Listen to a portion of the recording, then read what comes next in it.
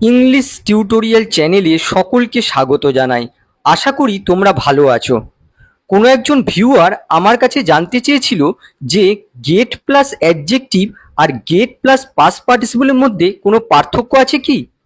তারই জবাবে আমি এই ভিডিওটা তোমাদের সাথে শেয়ার করছি। এই দুটো স্ট্রাকচারই ইংরেজিতে খুবই ইউজ হয়, বিশেষ করে স্পোকেন ইংলিশে। তাই ক্লাসটা শেষ পর্যন্ত আমি আশা করব তোমরা আমার সাথে থাকবে। ভিডিওটা যদি ভালো লাগে তাহলে লাইক আর শেয়ার করে দিও। আর যারা এই চ্যানেলে প্রথমেই ভিডিওটা দেখছো তারা আপডেটেড ভিডিও দেখার জন্য চ্যানেলটাকে সাবস্ক্রাইব করে রাখতে পারো। প্রথমে আমরা যে স্ট্রাকচারটা দেখব সেটা হলো গেট প্লাস অ্যাডজেক্টিভ। ইংরেজিতে খুবই কমন একটা স্ট্রাকচার। গেট প্লাস অ্যাডজেক্টিভ আমরা কখন ব্যবহার করি? Use to show a change of state or condition or feeling. কোনো অবস্থা বা অনুভূতির পরিবর্তন দেখাতে এই গেট প্লাস অ্যাডজেক্টিভ ব্যবহার করা হয়। বাংলা অর্থ হয় হয়ে যাওয়া। এক্ষেত্রে এই গেটকে আমরা বিকাম দিয়ে রিপ্লেস করতে পারি। এক্সাম্পল দেখো, সে আমার ওপর রেগে গেল। C goat angry at me. এখানে দেখো গট প্লাস অ্যাডজেক্টিভ ইউজ হয়েছে, চেঞ্জ অফ স্টেট বোঝাচ্ছে। এক্ষেত্রে তোমরা এই গটকে বিকেম দিয়ে রিপ্লেস করতে পারো। আবার দেখো, কাজের পরে সে ক্লান্ত হয়ে গেল। C goat tired after work. এখানে দেখো গট প্লাস অ্যাডজেক্টিভ ইউজ হয়েছে। এক্ষেত্রে তোমরা যদি এখানে ওয়াজ বসাও, সি ওয়াজ টায়ার্ড, তাহলে কি বোঝাবে? যে সে ক্লান্ত ছিল। এক্ষেত্রে কোনো চেঞ্জ অফ স্টেট বোঝাচ্ছে না, কিন্তু আমরা যখন গট ব্যবহার করছি তখন চেঞ্জ অফ স্টেট বোঝাচ্ছে। এই গটকে তোমরা বিকেম দিয়ে রিপ্লেস করতে পারো। নেক্সট দেখো, অন্ধকার হয়ে আসছে। It is getting dark. এখানে দেখো এই গেটিংকে তোমরা বিকামিং দিয়ে রিপ্লেস করতে পারো, চেঞ্জ অফ স্টেট বোঝাচ্ছে। আবার দেখো, নার্ভাস হয়েও না। এখানে অ্যাকচুয়ালি হবে নার্ভাস হয়ে যেও না। কি হবে? Don't get nervous. এখানে যদি শুধু থাকতো নার্ভাস হয়েও না তাহলে ডোন্ট বি নার্ভাস হতো, কিন্তু এখানে হয়ে যেও না, চেঞ্জ অফ স্টেট বোঝাচ্ছে, তার জন্য এখানে হয়ে যাবে ডোন্ট গেট নার্ভাস। এই গেটকে তোমরা বিকাম দিয়ে রিপ্লেস করতে পারো। নেক্সট দেখো, আইসক্রিম খাওয়ার পর বাচ্চাটা অসুস্থ হয়ে পড়লো। এখানে দেখো রয়েছে হয়ে পড়লো। এটা দেখে আমরা বুঝতে পারছি যে এখানে গেট ইউজ করতে হবে। তাহলে দেখো, the child got sick after eating ice cream. এখানে দেখো গেট প্লাস অ্যাডজেক্টিভ ইউজ হয়েছে, চেঞ্জ অফ স্টেট বোঝাচ্ছে। এই গটকে তোমরা বিকেম দিয়ে রিপ্লেস করতে পারো। পরেরটা দেখো, তারা পরীক্ষায় ব্যস্ত হয়ে পড়লো। দেখো এখানে রয়েছে হয়ে পড়লো, চেঞ্জ অফ স্টেট বোঝাচ্ছে, যার জন্য এখানে গেট ইউজ করতে হবে। কি হবে? They got busy with their exam. এখানে দেখো এই হয়ে পড়লোর জায়গায় যদি এখানে শুধু থাকতো ছিল, ব্যস্ত ছিল, তাহলে এখানে কিন্তু ওয়াজ বসতো, কিন্তু এখানে চেঞ্জ অফ স্টেট বোঝাচ্ছে, তার জন্য এখানে গট ইউজ করা হলো। বাক্যটা কি হলো? They got busy with their exams. পরের বাক্য দেখো, বৃষ্টিতে ভেজা সে ঘৃণা করে। She hates getting wet in the rain. এক্ষেত্রে দেখো, এক্ষেত্রে গেট কিন্তু ভার্ব হিসেবে ইউজ হয়নি, এই হেড ভার্বের অবজেক্ট রূপে ইউজ হয়েছে। এই গেটিং হচ্ছে জিরান, আর তার সাথে দেখো অ্যাডজেক্টিভ ইউজ হয়েছে। এখানে কোনো চেঞ্জ অফ স্টেট বোঝাচ্ছে না। আবার পরের বাক্য দেখো, আবহাওয়া আজ রাত্রে আরো ঠান্ডা হয়ে যাবে। দেখো এখন যা ঠান্ডা রয়েছে আজ রাত্রে আরো ঠান্ডা হয়ে যাবে, চেঞ্জ অফ স্টেট বোঝাচ্ছে। কি হবে? The weather will get colder tonight. দেখো গেটের সাথে অ্যাডজেক্টিভ ইউজ হয়েছে। এই গেটকে তোমরা বিকাম দিয়ে রিপ্লেস করতে পারো। এবার যে স্ট্রাকচারটা আমরা দেখব সেটা হলো get plus past participle. Get plus past participle আমরা প্যাসিভ সেন্সে ইউজ করে থাকি। এক্ষেত্রে তোমরা গেটকে বি বা বি এর যে ভার্বগুলো আছে সেগুলো দিয়ে রিপ্লেস করতে পারো। এক্সাম্পল দেখো, ফোনটা আপনা থেকেই সুইচ অফ হয়ে যায়। এখানে দেখো রয়েছে হয়ে যায়, এটা দেখে আমরা বুঝতে পারছি যে গেট ইউজ করতে হবে। তাহলে দেখো, the phone gets switched off automatically. এখানে দেখো সিম্পল প্রেজেন্টে রয়েছে, আর দেখো সিঙ্গুলার সাবজেক্ট, তার জন্য দেখো এখানে গেটস ইউজ হয়েছে। এই গেটসকে তোমরা ইজ দিয়ে রিপ্লেস করতে পারো। এভাবে বলতে পারো, the phone is switched off automatically. একই রকম সেন্স দাঁড়াবে।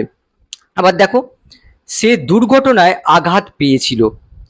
He got heart in the accident. এখানে দেখো গট হার্ট, এই গটকে তোমরা ওয়াজ দিয়ে রিপ্লেস করতে পারো। He was hurt in the accident, এগুলো দেখো প্যাসিভ সেন্স দিচ্ছে। আবার দেখো জানলাটা ভেঙে গিয়েছিল, দ্য উইন্ডো গট ব্রোকেন, এক্ষেত্রে দেখো এই গটকে তোমরা ওয়াজ দিয়ে রিপ্লেস করতে পারো। আবার দেখো তাদের গত বছর বিয়ে হয়েছিল অথবা তারা গত বছর বিয়ে করেছিল, আমরা কি বলি? They got married last year, এক্ষেত্রে দেখো এখানে গটকে তোমরা ওয়ার দিয়ে রিপ্লেস করতে পারো, they were married last year, দেখো একই রকম সেন্স দাঁড়াচ্ছে। নেক্সট দেখো আমাকে পার্টিতে নিমন্ত্রণ করা হয়েছিল, I got invited to the party, এক্ষেত্রে দেখো এই গটকে তোমরা ওয়াজ দিয়ে রিপ্লেস করতে পারো। আবার দেখো দরজাটা নিজ থেকেই লক হয়ে যাবে, ভবিষ্যতে কোনো কিছু হয়ে যাবে, কোনো কিছু কমপ্লিট হয়ে যাবে, এমন সেন্সে আমরা ফিউচার পারফেক্ট ব্যবহার করি। আমরা এভাবে বলতে পারি the door will have got locked automatically, এক্ষেত্রে লক্ষ্য করো এই গটকে তোমরা বিন দিয়ে রিপ্লেস করতে পারো। এই বিন হচ্ছে বি ভার্বেরই ফর্ম, এখানে এক্ষেত্রে আমরা এই গটকে বিন দিয়ে রিপ্লেস করতে পারি। পরেরটা দেখো বৃষ্টিতে আমার ফোনটা নষ্ট হয়ে গিয়েছিল, my phone got damaged in the rain, একইভাবে দেখো এই গটকে তোমরা ওয়াজ দিয়ে রিপ্লেস করতে পারো।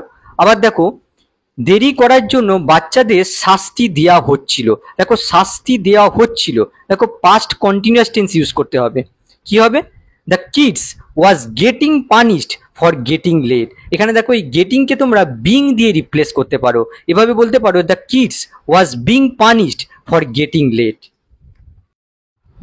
আর একটা বাক্য দেখো তাদেরকে অনেকক্ষণ ধরে অপমান করা হচ্ছে, এখানে দেখো রয়েছে অনেকক্ষণ ধরে অপমান করা হচ্ছে, দেখো আমাদের present perfect continuous tense use করতে হবে। আবার দেখো তারা কাউকে অপমান করছে না, তাদেরকেই অপমান করা হচ্ছে, তার জন্য আমাদের প্রেজেন্ট পারফেক্ট কন্টিনিউয়াস টেন্সের প্যাসিভ ইউজ করতে হবে। কি হবে? They have been getting insulted for a long time, এটা দেখো প্রেজেন্ট পারফেক্ট কন্টিনিউয়াস টেন্সের প্যাসিভ স্ট্রাকচার, এক্ষেত্রে তোমরা এই গেটিংকে বিং দিয়ে রিপ্লেস করতে পারো।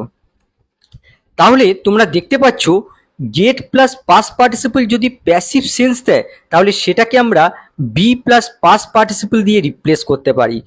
আর একটা বিষয় তোমাদের বলে রাখি, গেট প্লাস পাস্ট পার্টিসিপল আমরা ইউজুয়ালি ইনফর্মাল বা কনভারসেশনাল ইংলিশে ইউজ করি, আর be plus past participle formal English বা কোনো রাইটিংয়ের ক্ষেত্রে ইউজ করা হয়।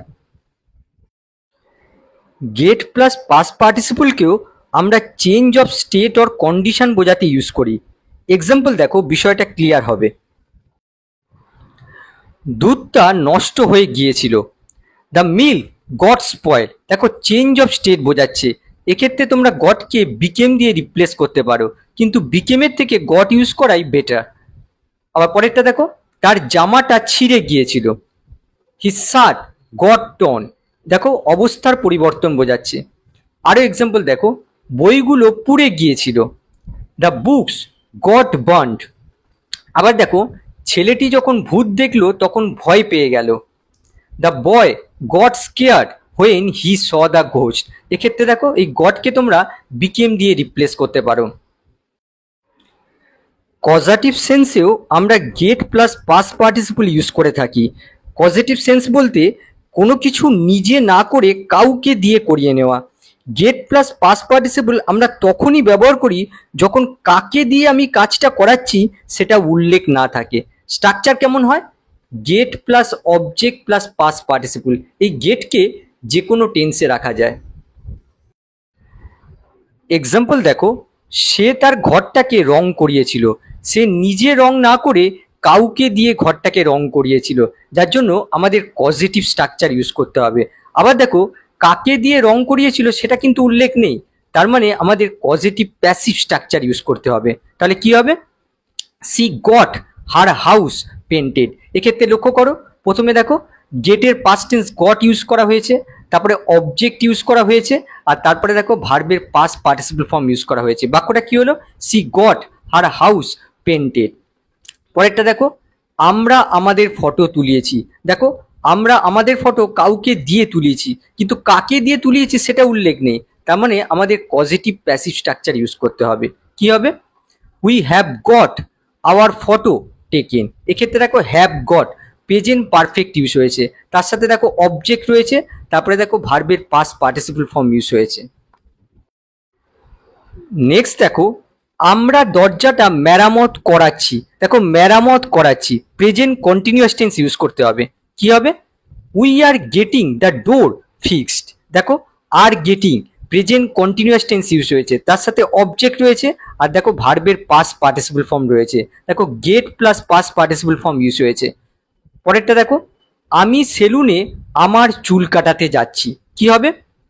I am going to get my hair cut at the salon. এখানে লক্ষ্য করো, গেটের সঙ্গে মাই হেয়ার অবজেক্ট ইউজ হয়েছে, তার সাথে দেখো কাট হচ্ছে পাস্ট পার্টিসিপল ফর্ম। বাক্যটা কি হলো?